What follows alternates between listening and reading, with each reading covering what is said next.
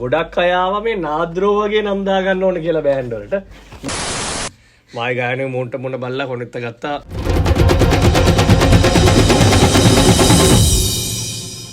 Better chat with Nadro second episode.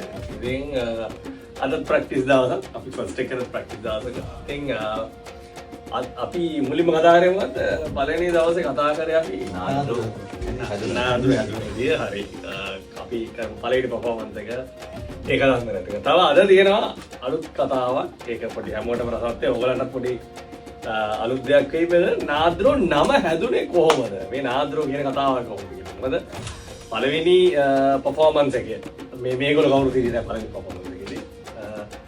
ඉතින් ඒක අපි කැලලකුත් අපි දැම්මා කලින් වීඩියෝ එකේදී. හැබැයි ඒක අපි පෝස්ට් කරලා තියෙනවා අපේ Facebook එකේ. ඒ පළවෙනි පර්ෆෝමන්ස් එක කරද්දිත් නාද්‍රෝ කියලා නමක් තිබුණ නැහැ බෑන්ඩ් එකට. දැන් පක් හරි අපිට ආපු chance එකට අපි ගිහිල්ලා ගැහුවා. ඊට පස්සේ තමයි ඕන උනේ නම.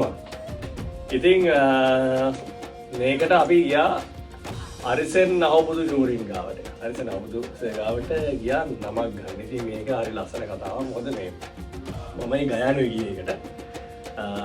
ගිය වෙලාවේ මගේ යාළුවෙක් ඒ දවස්වල අරිසෙන් නවබුදු ගාව ඒ ඔෆිස් එකේ වැඩ කරා. ඉතින් එයා එන්න කියලා ගිහිල්ලා ඉතින් සර් ගොඩක් හෙළ භාෂාවෙන් කතා කරන්න. ඉතින් අපි හරි අපහසුතාවකට පත් වුණා එතනට ගිහිල්ලා කතා කරගන්න. ඉතින් යවුව බෙර කියන එකේ තේරුම මොකක්ද කියලා.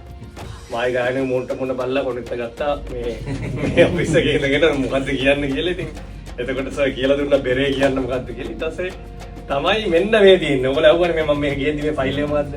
මේක තමයි නාද්‍රෝ නම දාන්න ගිහිල්ලා අපිට අරිසෙන් නවබුදු සර් එයාගේ අතිම්ම ලියලා දීපු ෆයිල් එක. මේක තියෙන දිනේ 2007 ඒ කියන්නේ ඔය ෆස්ට් පර්ෆෝමන්ස් එක කරලා දවසකට පස්සේ ෆස්ට් පර්ෆෝමන්ස් එක කරේ 15 16 මේ 17 වෙනි දවස්. රයිට්. මේ දෙන්නේ මෙන්න මේක. මේ ඔයගලන්ට පිටෙන්නපු එක ලේසියෙන් මෙන්න මේ වගේ තියෙන්නේ. මේකේ තියෙනවා නම් ගොඩාක්. රයිට්. ලගින්න දාලා. පොඩ ලගින්න දාලා මෙන්න මේව තමයි නම් දුන්නේ.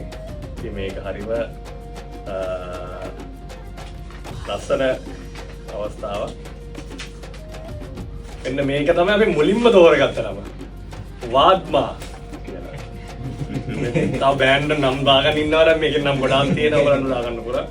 මොකද මේ පස්සේ කාලේ ඇත්තටම මේ අරිසෙන් නවබුදුගේ දුව ඒ වගේ මිලිපිරි මේ හැමෝම කිව්වා ගොඩක් අය ආවා මේ නාද්‍රෝ වගේ නම් දාගන්න ඕන කියලා බෑන්ඩ් වලට. මේකේ තියෙනවා නාද් तालरा रेताल वितत्रो निम्रा नादलक वाद्रो नाद्रो वाद्मा नाद्मा මෙන්න මේ වගේ ගොඩක්. එතකොට මේ නාද්‍රෝ කියන්නේ හිරුගේ නාදේ ඇදීම. රයිට්. රස ගලන නාද දීම. ඉතින් මේ අවුරුදු සෑම එයාගේ අත්අහුරින් ලියපු ඒවා මේ ඔක්කොම. ඉතින් මේකේ ගණ පිටවල තියෙන විදිය, ඒවට තියෙන පාටවල් ඒ ඔක්කොම තියෙනවා. ඉතින් ඒ වගේ අතීතයක් තියෙනවා. තාම මගේ ගාවේ ෆයිල් එක තියෙනවා. ඕගොල්ලන්ට මොනවද කියන්නේ නාද්‍රෝ?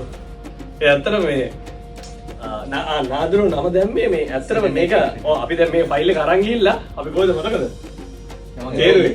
තෝරගත්තේ කොහොමද? තෝරගත්තේ නුවරඑළියදී. දැන් අපි මෙහෙම ෆයිල් එක අරන් ගිහිල්ලා තෝරගත්තේ නුවරඑළියදී. අපි දැන් මේ නම් වලින් ගොඩාක් මේ තෝරගන්න තියෙනවා නම් 20ක් විතර තියෙනවා මෙතන. 20ක් කීයද? නම් තියෙනවා මෙතන නම් 10ක් විතර තියෙනවා. ඉතින් ඒ ටිකෙන් දෙක එක මෙහෙම කරමු අරම කරමු කියලා අන්තිමට අපිට හිතුණා නාද්‍රෝ හොඳයි කියලා. ඉතින් මම හිතුවා නාද්‍රෝ හොඳයි. ඒක තමයි අද වෙද්දී මේ තරම් දුරක් ඉඳලා ලැබුණේ. ඔන්න ඔක තමයි නාද්‍රෝ නම හැදිච්ච විදිය. එහෙනම් අපි තව කතාවකින් better chat with Nadro ඊළඟ එපිසෝඩ් එකේ